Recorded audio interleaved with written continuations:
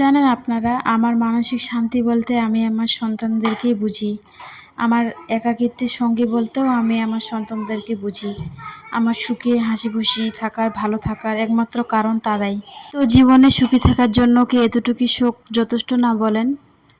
হেই everyone, আসসালামু আলাইকুম। কী অবস্থা সবার? কেমন আছেন আপনারা? আপনাদেরকে সবাইকে ওয়েলকাম আমার নতুন একটা ব্লগে। বিশ্বাস করেন, সারাদিন আমি এত ঘুরি। আমার মনে হয় প্রত্যেকটা মা তার বাচ্চার পিছনে এইভাবে ঘোরে যে বাচ্চা কী খেলে তাদের পেটটা ভরবে। কিছু না কিছু আমি করে দেই। অনেক কিছু করেছিলাম আজকে খাওয়ার, যেমন বেগুন দিয়ে, মাছ দিয়ে, ফুলকপি দিয়ে রান্না করেছিলাম, রুই মাছ দিয়ে। সেটা খেয়েছি দুপুরবেলা, অল্প করে খেয়েছে।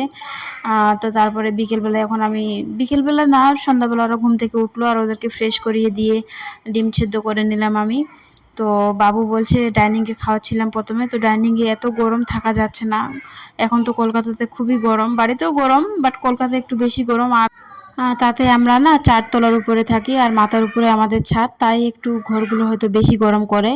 আর গ্রামের বাড়িতে কি বলুন তো, গ্রামের বাড়িতে একটু খোলামেলা জায়গা থাকে, যেখানে আমার বাবুরা গ্রামের বাড়িতে গেলে খুব আনন্দ হয়, সেখানে খেলে বেড়াতে পারে। আর এখানে 4 দেওয়ালের মধ্যেই আপনাদেরকে থাকতে হবে বন্দি আর কি। এখানে খেলতে হবে, খেতে হবে, সব কিছু করতে হবে।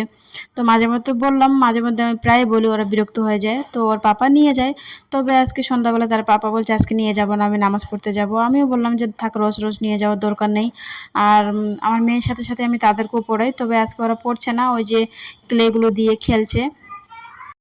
আপনারা হয়তো দেখতে পাচ্ছেন যে তারা খুব শান্ত মেজাজে খেলছে, কিন্তু কোনো দিন এমন হয় তারা তার দিদিকে পড়তে দেয় না, জানেন তো।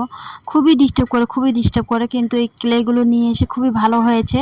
তারপর মাঝখানে আর ডিস্টার্ব করছে না। সো আজকের ব্লগটা এখান থেকেই। আপনারা সবাই ভালো থাকবেন। আল্লাহ হাফেজ, আসসালামু আলাইকুম।